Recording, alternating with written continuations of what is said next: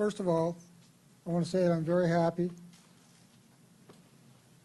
and lucky to be here to tell my story. I want to thank Dr. Christine Newman for this opportunity. In December 2008, something happened to me that forever changed my life. I was sitting in a bank when all of a sudden I felt a sharp pain behind my left eye.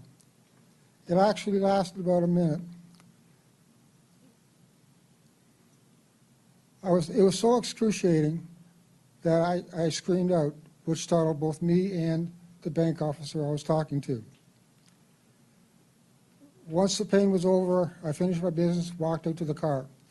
But I hadn't realized that I had lost peripheral vision on my left side. And I walked into the car behind mine and fell to the ground.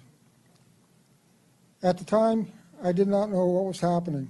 Besides the initial pain, the loss of vision, things seemed almost normal.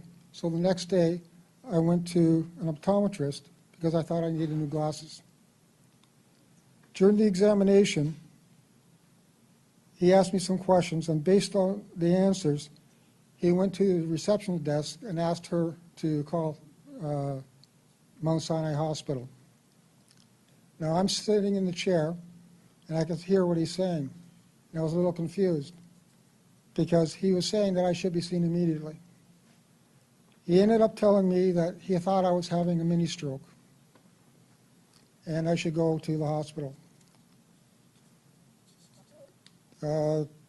Towards the end of December, I went to Mount Sinai, and there were two doctors that saw me.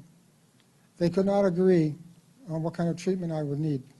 So they told me to leave and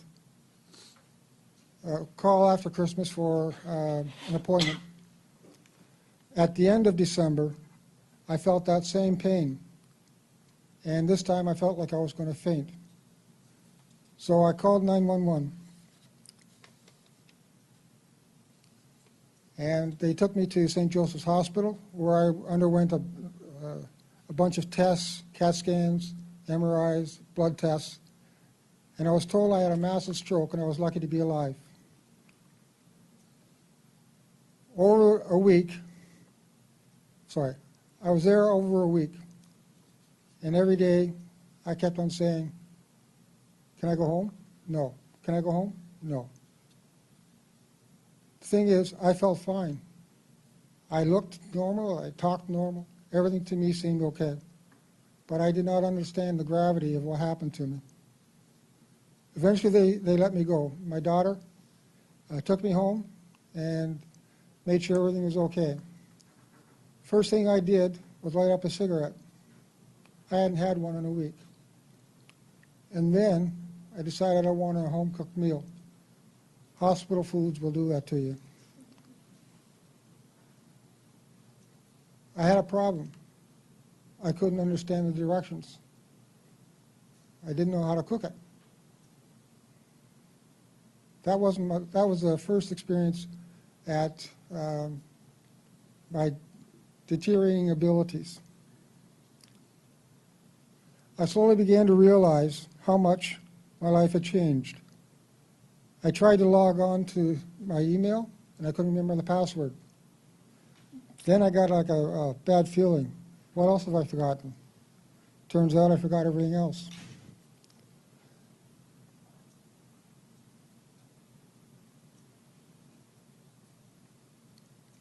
So this was all very scary for me because when it come to computers and software, I had no problems.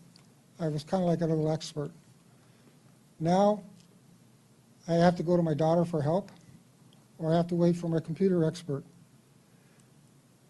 The neurosurgeon told me that I would have permanent cognitive and visual impairment, which explains the problems that I was having with reading. I mean, this is font 18. The one thing that the doctor cited as the cause was smoking. I smoked for 52 years, and I quit at the end of June 2014. But I started when I was 10, so it was a long time. I tried to quit maybe 20 times over the years, and I couldn't do it. I had hypnosis, the patch, everything. Nothing seemed to work. My daughter even threatened to stop giving me a goodnight kiss unless I stopped. Even that didn't work. So at the end of June 2014, I no longer smoke. And I went back to my daughter's high school to speak to some of the students about the perils of smoking.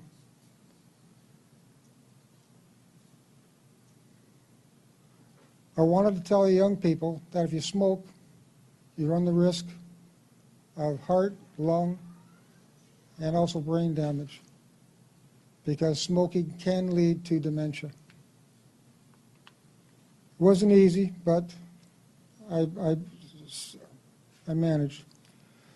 These days, I like to keep my mind active. I used to be a Mr. Fix-It, and I can still do most things, but now I'm more of a Mr. Fix-It eventually. I can still do most things. It just takes me longer. What used to take me a week now sometimes takes me a month, 6 months, and even a year.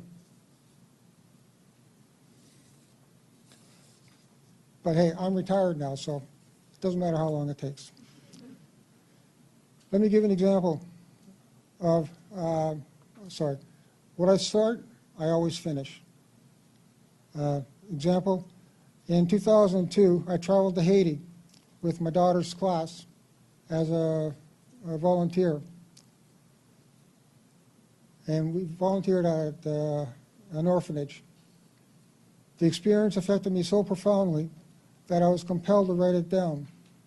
I finished about half of it and filed it away. After the earthquake hit 2010 in Haiti, I remembered my book, and I was devastated to learn that the orphanage that I was at was destroyed, and those kids died. But stroke or no stroke, I was going to finish my book. Oh yeah, I wrote a book. And it's titled,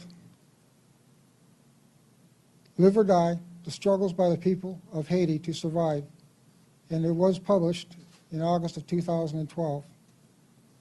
Until recently, I accepted everything that I had and learned to adapt to daily challenges I now faced, like how to put my shoes on. They kept ending up on the wrong feet.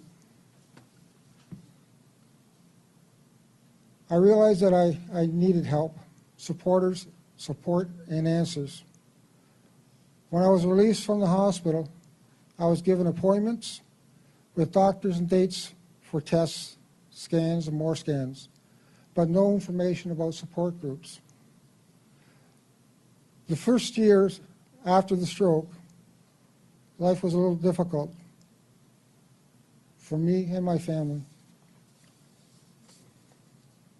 Last year, I found the Alzheimer Society of Toronto, and my questions started to slowly get answered, and I found that I was not alone, that there was a support network for me.